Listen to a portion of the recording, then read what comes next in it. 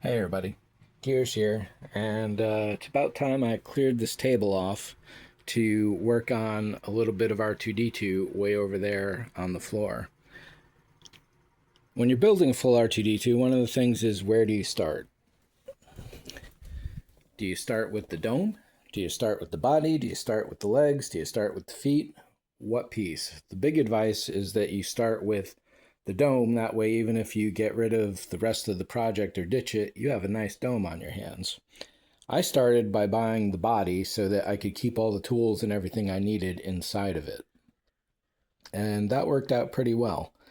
What I'm discovering is, if I ever do, or when I do build a second R2, it's actually the foot drives you need to start with. Because this guy stood like this for a long time. Took a couple years before I could get the legs.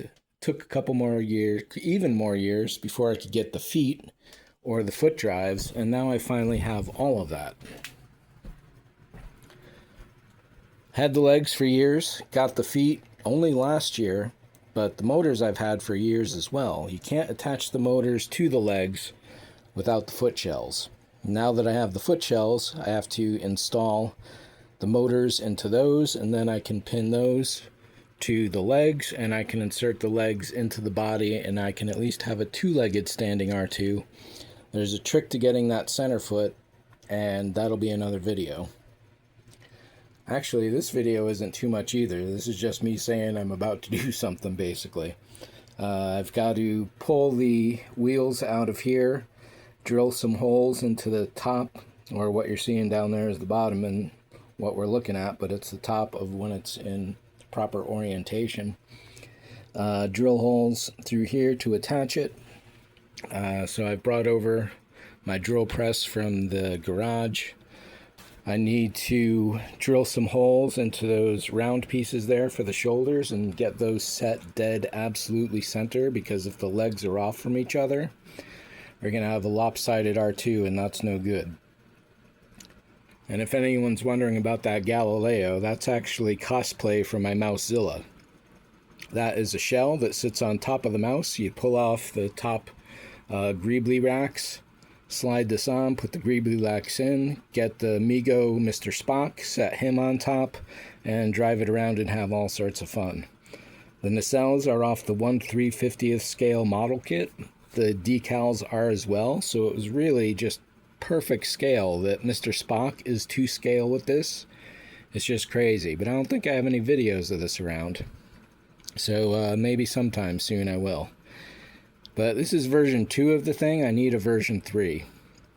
This was good. It got me all the shapes I needed, where they needed to go, but I need to work with a thicker plastic for it all.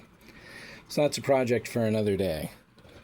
Legs, the shoulders, once I got the motors and the shells, those pin into the ankles way back there. And I thought I had the center foot around here. That's already been pinned in place. Let's see if it's out here. No? I'll have to look around for that center foot. There's my battery boxes. Oh, here's the center foot.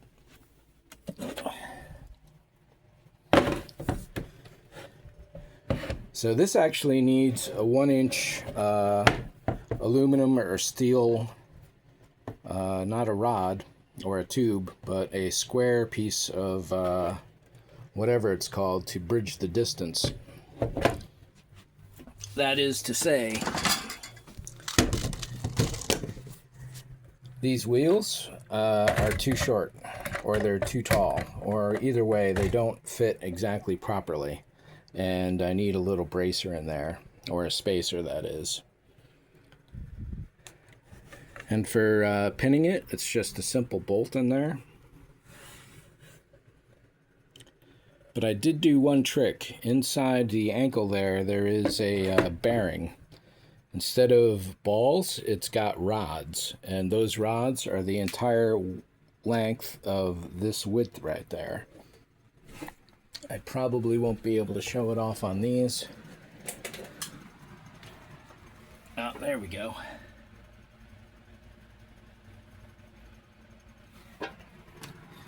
So I'd always been concerned that even though that's a piece of fairly solid wood, that it could snap when you're doing a lot of turning. So I figured, okay, I'll put a bearing in there, and then the bolt that I will put through is actually sleeved with aluminum tube, which will not be visible from here.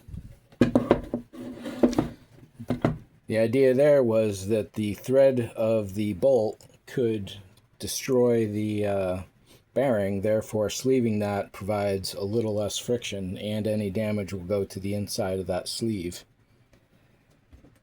Why is all this coming out? Because R2LA is coming up relatively soon. There's plenty of time to get this done. That's my only goal for then. Whether I get the third leg installed, there's a particular trick to it. If you look for the Mike Senna YouTube channel, there's a video covering that specifically, and that's what I'll be following. Whether I need to cut the leg at a specific point or get some braces that go up to the shoulder from here, I don't know yet.